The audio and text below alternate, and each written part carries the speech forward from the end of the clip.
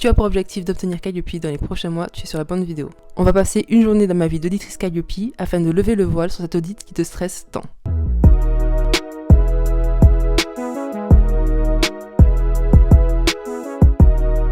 Hello, j'espère que tu vas bien. Je t'accueille dans ce nouveau vlog, dans ce premier vlog. Je sais pas trop quand est-ce que je vais le publier. Je ne sais pas s'il y a eu un vlog avant ou pas. Là, j'ai un audit qui va avoir lieu le 23 avril. C'est un audit de renouvellement. Donc, si tu ne connais pas un petit peu comment ça se passe pour Calliope, en fait, c'est un cycle de 3 ans. Et sur les 3 ans, il y a 3 audits. Donc, il y a l'audit initial, celui qui te permet d'avoir la certification Calliope. Il y a l'audit de surveillance, celui qui te permet de surveiller. En fait, c'est pour être sûr que tout ce que tu as proposé lors de l'audit initial est toujours en place ou a été amélioré, parce que l'objectif c'est pas de rester sur le même truc s'il faut améliorer. En fait, il faut vraiment comprendre que la qualité c'est de l'amélioration. Donc si tu améliores ton processus Calliope, il n'y a pas de souci, mais il faut qu'il y ait un processus. C'est ça, c'est ce qu'on audite lors de ce qu'on surveille, donc on audite lors de l'audit de surveillance. Et enfin, le dernier audit qui clôture ce cycle de 3 ans, c'est l'audit de renouvellement. Donc là, alors moi, j'ai plusieurs casquettes. Je vais quand même me présenter un tout petit peu si tu ne me connais pas. Je suis ingénieure pédagogique, consultante et auditrice Calliope. Donc mon côté consultante Calliope me permet de t'accompagner pour obtenir la certification Calliope et faire d'autres trucs à côté. Et je suis également auditrice Calliope, ce qui veut dire que en gros j'ai des clients qui sont les personnes qui te délivrent la certification Calliope, donc les organismes de certification. Et ces organismes de certification me donnent des missions en fait. Et ce qui fait que je fais des missions d'audit pour eux et je leur envoie les rapports enfin bref, il y a tout un processus, on va en parler dans cette vidéo là. Je disais donc, j'ai un audit le 23 avril, donc dans 13 jours, nous sommes jeudi 10 avril. Normalement on nous contacte un peu plus tôt, là c'est parce que ça a été fait assez urgemment, je sais pas pourquoi, mais bon, ça a été fait assez urgemment. Donc on m'a contacté hier, c'était le 9 avril, et j'ai reçu mon ordre de mission. Donc il faut savoir qu'on a un ordre de mission. Je verrai si je peux t'en mettre, pendant la vidéo, je vais essayer de mettre des captures d'écran de ce que je partage avec toi. Je vais essayer de cacheter les informations, parce qu'il y a des informations que je ne peux pas partager tout simplement. Donc je vais essayer de cacheter les informations que je ne peux pas partager. Et pour que tu aies une idée un petit peu de ce qui se passe, comme je l'ai dit, dans les coulisses de mon entreprise. Donc voilà. Donc on a ce fameux ordre de mission, j'espère que je vais le mettre là peut-être, de ce côté-là. Donc il y a l'ordre de mission qui, c'est une sorte de bon de commande en fait, dans lequel j'ai toutes les informations concernant l'audit en question. Donc là j'ouvre le mail pour l'ordre de mission, parce que même si je te le mets, même si je l'ai déjà mis certainement sur la vidéo, je ne le découvre que là maintenant. C'est la même structure que d'habitude, hein. Donc là j'ai le nom de l'organisme de formation, même si je l'avais avant d'accepter, parce qu'en fait on reçoit un mail, donc il faut peut-être que je commence par le début. Donc avant de recevoir l'ordre de mission, on reçoit un mail pour nous demander nos disponibilités, donc on les donne. Ensuite c'est la chargée d'affaires qui s'occupe de de te contacter pour te dire voilà, tel auditeur est disponible sur telle et telle date, tel et tel créneau. Tu as la possibilité de refuser l'auditeur et tu as la possibilité de choisir aussi tes créneaux. En fait, l'objectif c'est pas non plus de t'imposer une date spécifique. Voilà, donc tu fais comme tu peux, tu valides ou pas les dates. Si la date est validée, moi je reçois de mon côté un ordre de mission. Je reçois également ton comment ça s'appelle déjà, ton organigramme, donc l'organigramme de ton organisme de formation. Voilà, je reçois c'est ce qu'on appelle un kit d'audit. Donc je reçois l'organigramme, je reçois l'ordre de mission, je reçois la carte d'identité, c'est l'organigramme. Je reçois ton bilan pédagogique et financier si tu es un organisme qui a plus d'1 an. Sinon c'est le bilan comptable que tu as transmis à ton comment ça s'appelle, à l'organisme de certification. Je profite pour regarder les documents en même temps que toi, donc voilà, je ne vais pas tout mettre en fait, je vais pas mettre tous les documents dont je te parle, parce que y a trop de confidentialité. La seule chose que je peux mettre en avant, c'est l'ordre de mission. Je reçois également le rapport, donc le plan d'audit et le rapport d'audit, pour que je puisse travailler dessus et ensuite le transmettre à mon client, parce que faut savoir que la personne que je vais auditer le 23 avril n'est pas mon client, c'est le client de mon client. Mon client, c'est l'organisme de certification. Là, en l'occurrence, c'est APAV Certification qui est mon client. J'en ai d'autres aussi, mais là, c'est APAV Certification qui m'a proposé la mission. Et je reçois également une feuille de présence. Donc, en fonction aussi de l'organisme de certification, donc en fonction de mes clients, il y a un processus qui est différent. Par exemple, je sais qu'il y a un de mes clients qui met toutes ces informations-là, enfin du moins une bonne partie de ces informations-là, sur un même fichier Excel.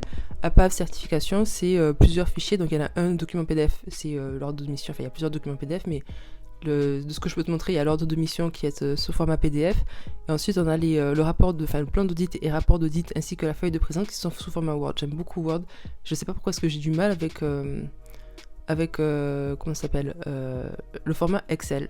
Je me sens pas très à l'aise sur Excel, donc j'en fais le moins possible. Je dois t'avouer que moins j'en ai, mieux je me sens. Donc voilà.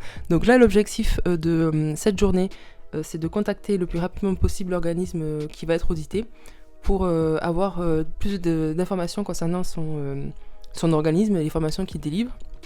À savoir, est-ce que c'est des formations en distanciel ou en présentiel? Est-ce que c'est des formations qui sont sur plusieurs mois ou sur sur une journée? Enfin bref, tout un tas de détails que je vais envoyer. Donc ça dépend de je ne sais pas quoi en fait. Ça dépend peut-être de mon humeur. Mais des fois je les contacte. Je vous contacte si un jour je dois t'auditer. Je vais certainement te contacter par mail ou par téléphone, puisque sur l'ordre de mission j'ai les informations, c'est deux types d'informations, donc je te contacte soit par mail, soit par téléphone, et je te pose des questions, comme ça ensuite, en fonction de tes réponses, je peux établir le plan d'audit. Donc là, l'objectif du jour, c'est de te contacter, donc de contacter, pas toi, mais l'audité que je vais l'auditer, l'organisme que je vais auditer, et vu que je vois qu'il répond très vite, donc je pense que j'aurai eu un retour d'ici au plus tard demain, donc vendredi 11 avril, et ça me permettra de créer le plan d'audit. Je vais le faire le 11 avril parce que vraiment c'est assez short au niveau du temps. Normalement je dois envoyer les informations au plus tard 10 jours avant l'audit, donc ça veut dire que j'ai jusqu'au 13 avril pour lui transmettre son plan d'audit, et le 13 avril tombe dimanche. Donc c'est en gros où je le fais aujourd'hui, et clairement aujourd'hui je pourrais pas parce que là il est 15h30, le temps que je lui pose des questions, qu'il réponde, que je fasse le plan d'audit, c'est pas possible, j'ai d'autres trucs à faire à côté, donc je vais certainement le faire demain, j'espère qu'il aura répondu d'ici là, sinon je le ferai demain en fin de journée, et je lui transmettrai donc le vendredi 11 pour que ce soit fait avant le 13. Comme ça, on sera dans les temps, et une fois que le plan d'audit est fait, déjà je vais revenir vers toi pour t'expliquer un petit peu comment est-ce que je crée le plan d'audit, même si c'est pas très très intéressant, peut-être parce que en gros tu reçois le document, toi c'est pas ce que tu fais, c'est ce que tu reçois. Tu as le droit de le contester, mais ça, encore une fois, je pourrais pas le contester en mode je suis pas d'accord, hein, c'est le contester en mode peut-être que les horaires ne te conviennent pas tout à fait, donc au contraire. Normalement, moi je pose des questions justement là aujourd'hui, je vais envoyer des questions. Normalement, je demande pour les horaires là maintenant. Comme ça, au moins, on est d'accord sur quand est-ce qu'on se rencontre et plus ou moins quand est-ce que l'audit se termine. Donc voilà. Donc je pense que c'est tout pour aujourd'hui. On se revoit demain pour le plan... Enfin, j'espère qu'on se revoit demain pour le plan d'audit. Et en attendant, je te dis à bientôt. Je te fais une petite update. J'ai envoyé le mail pour l'audit. Et je trouve ça trop mignon parce qu'il a réservé une place de parking et une pause fraîcheur, donc avec des jus et des fruits bio. C'est la première fois que ça m'arrive. Et c'est aussi... ça me fait penser aussi au fait que...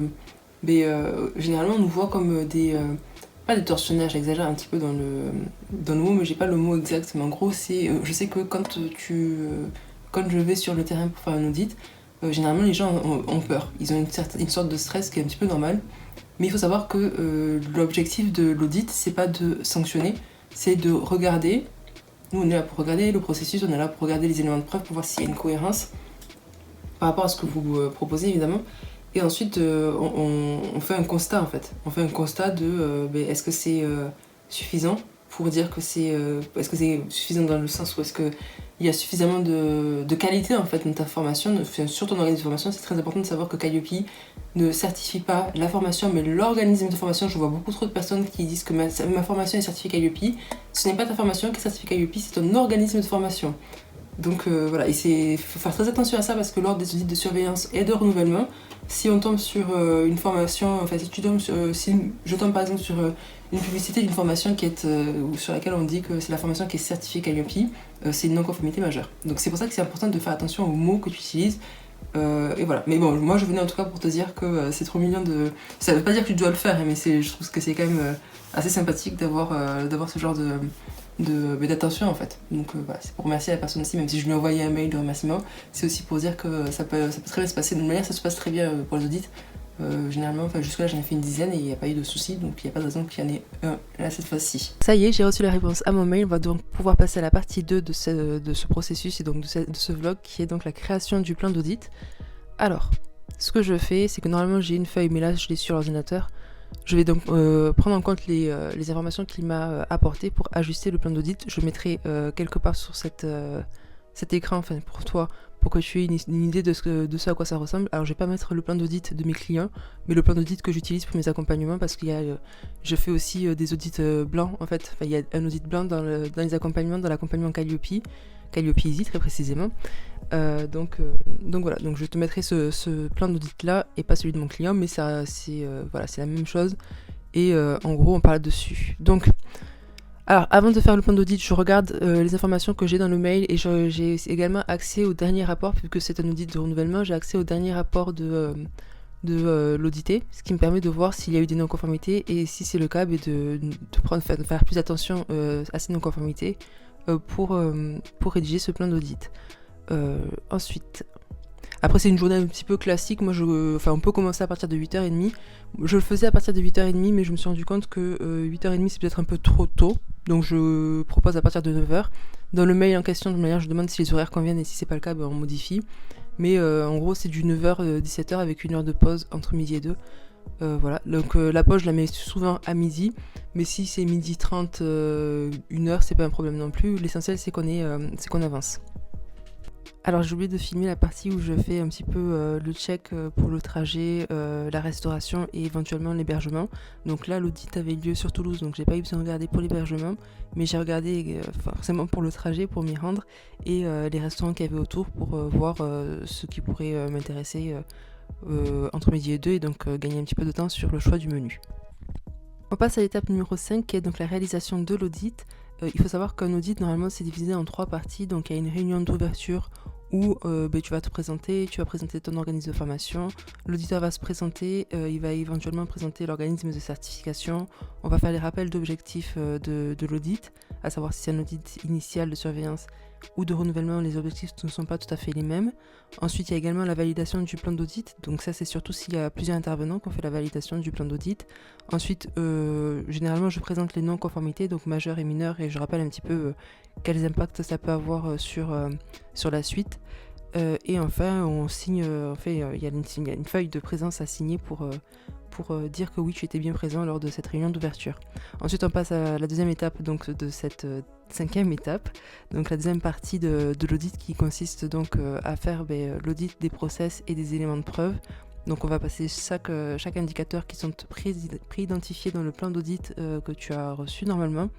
Et voilà, donc en gros, les deux questions qui sont posées, c'est plus comment est-ce que vous faites pour respecter tel indicateur, et une fois que tu as répondu, comment est-ce que je peux le vérifier. En gros, c'est ça. Après, en fonction de ta réponse, en fonction de si on voit que tu es un petit peu en difficulté, on va avoir tendance à poser des questions un peu plus précises pour éventuellement t'aiguiller et forcément t'aider à te présenter un process et des éléments de preuve.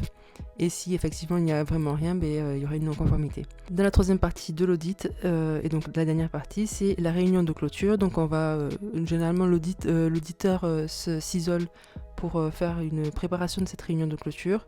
Puis ensuite il va te présenter les résultats de l'audit avec la mise en avant des non-conformités mineures et majeures s'il y en a. Je te souhaite que non, mais s'il y a des non-conformités, c'est pas très grave, il faut juste les lever. Et donc pour une non-conformité mineure, il faut envoyer un plan d'action. Donc normalement l'auditeur te le dit, mais bon, je te le dis quand même. Pour la non-conformité mineure, il faut envoyer un plan d'action et tu as 6 mois pour mettre en œuvre tes éléments de correction, j'ai envie de dire. Et si c'est une non-conformité majeure, tu as donc un plan d'action envoyé et il faut que tu envoies tes éléments de preuve sous 3 mois. On arrive à l'étape numéro 6 de cet audit. Durant cette 6e étape, je relis le rapport d'audit, puis je l'envoie à l'audité pour qu'il le lise et qu'il le signe s'il est d'accord, qu'il mette des remarques, etc. Et une fois que je reçois le rapport signé, je le transfère donc à mon client, donc à l'organisme certificateur, pour qu'il puisse également le relire, parce qu'il faut savoir que les auditeurs ne sont pas ceux qui décident de ta certification ou pas. Nous, on est vraiment là pour constater qu'il y a un process et des éléments de preuve ou qu'il ne s'en y est pas, et donc à ce moment-là noter. et on fait, on transfère ça à nos clients, et c'est nos clients qui, ils mettent en place un comité. On parle de comité de tripartite, pardon. Et c'est donc eux qui vont décider de si tu peux obtenir la certification ou renouveler ta certification, ou si ce n'est pas possible. Voilà. Donc c'est très important de savoir que l'auditeur ne détient pas non plus ta certification, même si évidemment l'avis qu'on peut, le rapport qu'on va faire va forcément influencer la décision finale. Ça y est, j'ai reçu la validation du renouvellement de la certification de l'audité. Je suis super contente pour lui parce qu'il était très stressé. Donc c'est cool, quoi. C'est vraiment cool. Et ça veut également dire que c'est la fin de ce vlog. Donc tout d'abord, je tiens à te remercier. Si tu as regardé jusqu'à la fin de cette vidéo, merci beaucoup. Si tu as aimé la vidéo, n'hésite pas à laisser un petit like, ça fait toujours plaisir. Également, commente le mot Empire pour voir Empire. Je l'ai dit en anglais, bon, on s'en fout. Commente le mot Empire pour me dire que tu as regardé jusqu'au bout, ça me fera très plaisir et je n'hésiterai pas à répondre évidemment. Une autre chose, si tu veux regarder d'autres vidéos d'autres types de vlogs, parce que je vais en sortir normalement plein cette année, je vais en sortir un par mois, faut quand même se calmer, mais je vais en sortir cette année. Donc n'hésite pas à t'abonner et à activer la cloche pour recevoir les notifications des prochaines vidéos. Dernier point, si tu veux que je t'accompagne sur ton projet Calliope, donc obtenir Calliope ou bien maintenir ta certification Calliope, ou également depuis 2025, je permets aussi de devenir organisme certificateur, donc d'avoir une certification qui est enregistrée auprès de France Compétences, qui est reconnue par l'État. N'hésite pas à remplir le formulaire qui va apparaître sur ton écran et on se fera un petit café projet ensemble. En attendant, je te remercie et je te dis à la prochaine. Ciao, ciao.